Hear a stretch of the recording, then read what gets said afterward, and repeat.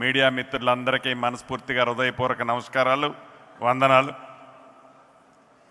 ఈరోజు దివంగత నేత రాజశేఖర రెడ్డి గారి 75వ జయంతిని ఆంధ్రప్రదేశ్ రాష్ట్రంలో చాలా అద్భుతంగా షర్మిలమ్మ గారి నాయకత్వంలో కాంగ్రెస్ కుటుంబ సభ్యులందరూ బ్రహ్మాండంగా ఏర్పాటు చేసుకున్నారు.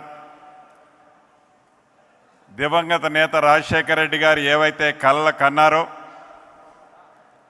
ఆ కలలు నెరవేర్చే దాంట్లో గతంలో మనం క్రీస్తు పూర్వం కీర్తు శకమని ఎలా అయితే చెప్పుకుంటా వచ్చామో, రాజశేఖర రెడ్డి గారి పరిపాలనకి ముందు పరిపాలన తర్వాత అని ఇప్పటికీ మనందరం పెద్దలందరూ వేదిక మీద చెప్పినట్లు అదే స్మృతులు గుర్తు చేసుకుంటూ రాజశేఖర రెడ్డి గారు తన ముఖ్యమంత్రిగా ఉన్నప్పుడు ఎప్పుడూ చెప్తుండేవారు, రాహుల్ గాంధీ గారిని ప్రధానమంత్రి చెయ్యాలి, రాహుల్ గాంధీ గారు ప్రధానమంత్రి కావాలి అని.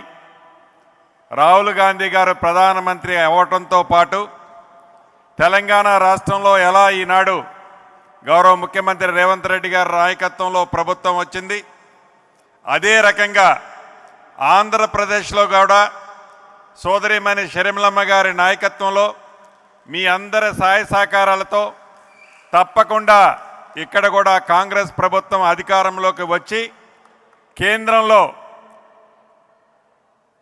దివంగత నేత కన్న కలల్లో భాగమైన రాహుల్ గాంధీ గారిని ప్రధానమంత్రి అయ్యే దాంట్లో మనందరం కష్టపడి పనిచేసే దాంట్లో అధికారంలో ఈనాడు తెలంగాణలో కాంగ్రెస్ ప్రభుత్వం ఉంది.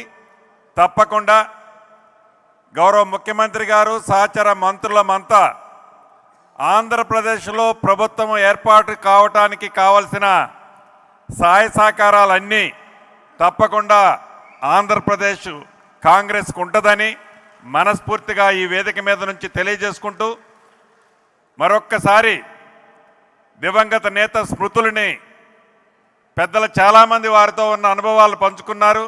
మరొక్కసారి స్మృతుల్ని గుర్తు చేసుకుంటూ నాకు ఈ అవకాశం ఇచ్చిన మీ అందరికీ కృతజ్ఞతలు తెలుపుతూ సెలవు తీసుకుంటున్నాను. Thank you very much.